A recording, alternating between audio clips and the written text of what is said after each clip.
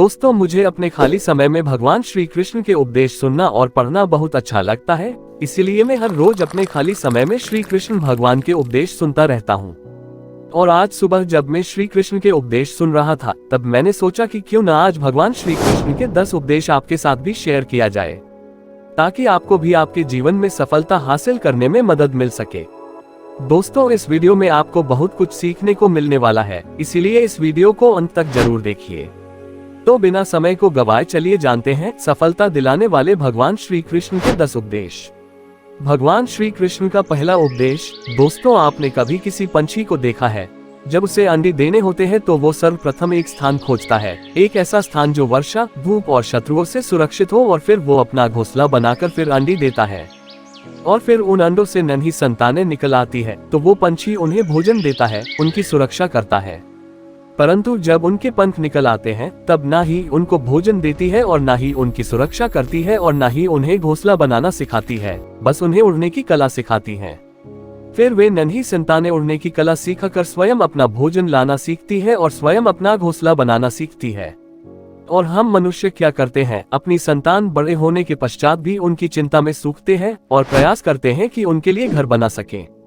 हम अपनी संतान को और भी शक्तिशाली बनाने के स्थान पर पंगु कर जाते हैं। दोस्तों, हमें भी वही करना चाहिए जो एक पंछी करता है, यानी कि अपनी संतान को उड़ने की कला सिखाइए, यानी कि अच्छे संस्कार दीजिए और एक समय के पश्चात उसे स्वयं अपना आकाश चुनने के लिए मुक्त कीजिए। भगवान श्री कृष्ण का दूसरा उपदेश। दोस्तों, आप जानते हैं कि अनगिनत प्रयासों के पश्चात एक चींटी अपने लिए एक छोटा सा घर बना पाती है, जो अन्य जीवों के लिए सरल सी बात है, लेकिन उस चींटी के लिए उसके जीवन की सबसे बड़ी घटना है और सबसे बड़ी सफलता भी है। भविष्य में वो चींटी रहे या न रहे, लेकिन उसके द्वारा बनाया हुआ घर बहुत सालों तक टिका रहता है। दोस्तों, हमारे जीवन में सफलता के साथ भी वैसा ही होता है। आपको और हम सभी को एक दिन में ही सफलता नहीं मिलती है, लेकिन यदि आप प्रतिदिन बिना रुके प्रयास करते हैं तो एक दिन आपको सफलता अवश्य मिलेगी। दोस्तों, आप ये स्मरण रखिएगा कि भाग्य के द्वार उनके लिए नहीं खुलते जो हार मान लेते हैं, बल्कि ये भाग्य उनका स्वागत करता है जो उठकर उनके द्वार खटखटाने का प्रयास करते हैं। इसीलिए प्रयास करते रहिए तो सफलता आपके पास एक न एक दिन आएगी ही आएगी। भगवान श्री कृष्ण का तीसरा उपदेश। दोस्तों, आपने घर के दरवाजों को लॉक करने के लिए लगाए हुए तालों को तो देखा ही होगा। दोस्तों, वो ताला प्रहार से भी खुलता है और प्यार से भी खुलता है, अर्थात उस ताले को आप एक चाबी से भी खोल सकते हो और एक हथौड़ी से भी खोल सकते हो, लेकिन दोनों तरीकों में खुलने में अंतर होगा। अगर आप उस ताले को प्रहार से खोलोगे तो वह ताला फिर से काम में नहीं आएगा, किंतु यदि आप उस ताले को उसकी चाबी से खोलोगे तो वह ताला सदा काम आएगा। दोस्तों, ठीक उसी प्रकार हमारे जीवन में संबंध भी कुछ इसी प्रकार होते हैं। हमारे जीवन के आनंद रूपी धन की रक्षा करते हैं, किंतु प्रेम से, यदि अगर क्रोध से किया जाए तो वे किसी काम के नहीं रह जाते हैं। इसीलिए उन्हें सदा प्रेम की चाबी से खोलिए, न कि क्रोध रूपी हथौड़ी से, क्योंकि हर बार आप नया ताला ला सकते हैं, लेकिन नए रिश्ते नहीं ला सकते हैं। भगवान श्री कृष्ण का चौथा उपदेश। जीवन क्या है? यह जीवन। हम जन्म लेते हैं और बड़े होते हैं और हमारे माँ बाप हमें पालते हैं। फिर उनके धन से हमारा बालपन बीतता है, फिर हम बड़े होते हैं और हम विवाह कर लेते हैं। फिर हमारी संतानें होती है, हम उनको पालते हैं और फिर हम वृद्ध हो जाते हैं और एक दिन इस संसार से चले जाते हैं। भगवान श्री कृष्ण का पांचवा उपदेश। दोस्तों, कभी वर्षा के कारण बने कीचड़ से होकर आप कभी अपने घर गए हैं तो आपको पता ही होगा कि पादुका पहनने के कारण उस कीचड़ से तो आप बच जाते हैं, किंतु उन पादुकाओं द्वारा उड़ने वाली बूंदें आपके वस्त्रों को मैला कर ही देती हैं। किंतु फिर भी उस बूंदों से आपके वस्त्र गंदे हो जाएंगे, इस कारण से आप चप्पल पहनना तो नहीं छोड़ते हैं ना। ठीक इसी प्रकार जीवन में कुछ ऐसे लोग भी आते हैं पादुका के भांति, जो आपको कीचड़ से तो बचा लेते हैं, लेकिन वस्त्र रूपी आपके मन पर शंका के दाग लगा ही जाते हैं। इन लोगों के कारण से मन को खिन्न करने की आवश्यकता नहीं है, बल्कि आवश्यक है यह सोचना कि आपको आपके पांव कीचड़ से बचाने हैं या आपके वस्त्र। अर्थात हमें हमारे जीवन में गंभीर होना अच्छी बात है, लेकिन अगर आप हर बात को गंभीरता से लोगे तो इस जीवन का आनंद समाप्त हो जाएगा। दोस्तों, ये संसार अनित्य है, यानी कि यहाँ पर ऐसा कुछ भी नहीं है जो सदा के लिए जीवित रहेगा। इसीलिए दोस्तों, श्री कृष्ण कहते हैं कि जब तक ये जीवन है तब तक आप संतोष और आनंद से जिए। स्वयं पर छिटकने वाले कीचड़ पर ध्यान न दें, बस आनंद बांटते रहिए। फिर मन स्माइल प्रसन्न होकर बोलेगा कि राधे राधे। भगवान श्री कृष्ण का छठा उपदेश। दोस्तों, मनुष्य को जब सफलता मिलती है तब उसमें जागता है अहंकार, और ऐसे में मनुष्य हमेशा एक बात भूल जाता है, झुकना। और मनुष्य सोचता है कि मैं क्यों किसी के समक्ष झुकूं, और ऐसा इसीलिए हो जाता है क्योंकि मनुष्य एक बात भूल जाता है कि इस संसार में उसने जो कुछ भी प्राप्त किया हुआ है वह सब झुककर ही प्राप्त किया हुआ है। बालपन में चलना सीखा तो इस धरा पर झुककर और गिरकर, बड़ों का आशीष लिया भी झुककर, और उसके साथ ही किसान को फसल काटने के लिए भी झुकना पड़ता है, और कुएं से पानी निकालने के लिए भी पात्र को झुकना पड़ता है। भगवान से आशीर्वाद प्राप्त करने के लिए उनके समक्ष हमें झुकना पड़ता है। आंधियों में वृक्ष कैसे सुरक्षित रहते हैं? झुककर। और सम्मान कैसे पाया जाता है? झुककर। दोस्तों, इसी के समक्ष झुकने का अर्थ खुद का आत्मसम्मान खो देना नहीं है, बल्कि उसका अर्थ होता है कि विनम्र। दोस्तों, हम मनुष्य हैं और इस आकाश की ऊंचाइयों तक पहुंचने के लिए हमें किसी पक्षी की भांति पंखों की जरूरत नहीं है, बल्कि हम जितना झुकेंगे उतना ही हम ऊपर उठते चले जाएंगे। भगवान श्री कृष्ण का 7वां उपदेश। दोस्तों, आप इस संसार में ऐसे कई लोग जानते होंगे जिन्हें आप स्वार्थी मानते होंगे और आपकी आवश्यकता पड़ने पर ही आपका स्मरण करते हैं, अन्यथा वर्षों तक कहीं दिखाई नहीं पड़ते हैं। लेकिन उनको जैसे ही आपकी आवश्यकता पड़ती है तो वे लोग हाथ जोड़कर आपके सामने सजा हो जाते हैं। दोस्तों, आपको उन लोगों का बड़ा क्रोध आता होगा ना, और आपका मन खिन्न हो जाता होगा, और फिर आपके मन से यह स्वर निकल जाता है कि इस व्यक्ति की सहायता कभी न करना। किंतु आप ऐसा कभी भी न कीजिए।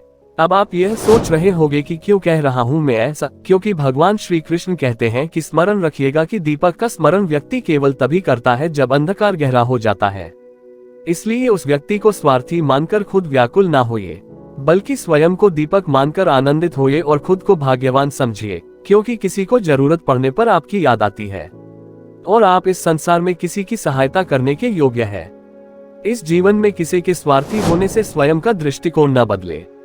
बस ये दृष्टि रखिए स्वयं के परमार्थ पर, फिर प्रसन्न स्माइल होकर बोलेगा कि राधे राधे। भगवान श्री कृष्ण का 8वां उपदेश। दोस्तों, हमारा शरीर प्रकृति की सर्वोत्तम रचना है और जो अंग और तत्व हमें मिले हुए हैं ना, उन सभी का अपना अपना एक संदेश है। क्या है वो संदेश जो हमें हमारे अंगों और तत्वों से मिलता है? जानने के लिए आर्टिकल के अंत तक बने रहिए। दोस्तों, हमें 2 आंखें दिए हुए हैं देखने के लिए, 2 कान दिए हुए हैं सुनने के लिए, 2 नथुने दिए हुए थे सांस लेने के लिए, 2 हाथ दिए हुए हैं दोहरा परिश्रम करने के लिए, लेकिन जीभ केवल एक ही दी हुई है, उस पर भी नकुले बलिष्ठ दांत दिए हुए हैं उसकी रक्षा के लिए। क्योंकि शब्द और शब्दों का उपयोग मनुष्य का सबसे बड़ा शस्त्र है, जिसका उपयोग जितना सोच समझकर किया जाए उतना ही मनुष्य अपने जीवन में ऊपर उठता है। इसीलिए दोस्तों, देखो, सुनो, समझो अधिक लेकिन बोलो कम, फिर आपको सफल होने से कोई नहीं रोक पाएगा। भगवान श्री कृष्ण का 9वां उपदेश। दोस्तों, इस संसार में सबसे अधिक शुद्ध माना जाता है गंगाजल को। कभी आपने सोचा है कि क्यों? क्योंकि गंगाजल का आविर्भाव ही शुद्ध होता है और उसका जन्म शुद्ध होता है।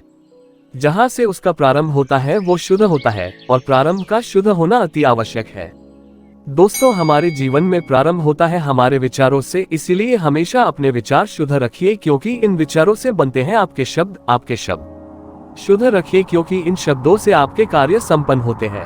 आपके कार्य शुद्ध रखिए, क्योंकि आपके कार्य आपका स्वभाव बनाते हैं, और स्वभाव से बनती है आपकी आदतें, और आपकी आदतों से बनता है आपका चरित्र, और ये चरित्र संसार के समक्ष आदर्श के रूप में आता है। लेकिन विचारों से आदर्श तक की ये यात्रा तभी शुभ होगी जब आपके विचार शुभ और शुद्ध होंगे। इसलिए इस जीवन में और संसार में अगर आपको सफल और कामयाब इंसान बनना चाहते हैं तो आपने विचार शुद्ध रखिए, फिर आपका मन प्रसन्न होकर बोलेगा राधे राधे। भगवान श्री कृष्ण का 10 उपदेश। दोस्तों, यदि मैं आपसे पूछूं कि दूध और माखन इन दोनों में संबंध क्या है, तो आप कहेंगे कि ये तो सरल सी बात है, दूध से ही तो माखन बनता है। और यदि मैं आपसे पूछूं कि इन दोनों में अंतर क्या है, तो कोई कहेगा कि एक तरल है तो दूसरा ठोस, तो कोई कहेगा कि एक जनक है तो दूसरी उसकी संतान है। नहीं, इन दोनों में अंतर है शुद्धता का, क्योंकि माखन दूध से कहीं अधिक शुद्ध होता है। दोस्तों, इस बात को कुछ इस प्रकार समझा जा सकता है कि यदि कोई कीट आकर उस पात्र में गिरे जिसमें दूध रखा हुआ है, तो आप उस समय क्या करते हैं? आप दूध को फेंक देते हैं। लेकिन यदि कोई कीट आकर उस पात्र में गिरे जिसमें माखन रखा हुआ है, तो आप क्या करते हैं? तो आप उस कीट को निकालकर फेंक देते हैं, क्योंकि वो कीट मैला और दूषित है। ठीक उसी प्रकार यदि हमारा मन निर्मल ना हो तो कुविचार रूपी ये कीट आपके मन को भी दूषित कर देगा।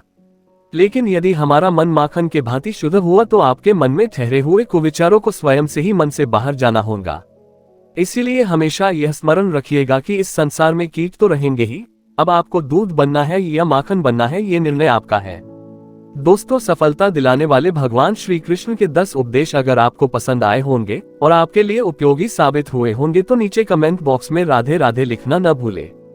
उसके साथ ही अपने दोस्तों के साथ इस वीडियो को शेयर जरूर कीजिए ताकि अन्य लोगों को भी सफलता दिलाने वाले भगवान श्री कृष्ण के 10 उपदेश जानने को मिल सके। दोस्तों, हमारे साथ जुड़े रहने के लिए आप हमारे YouTube चैनल को अवश्य सब्सक्राइब कीजिए। धन्यवाद।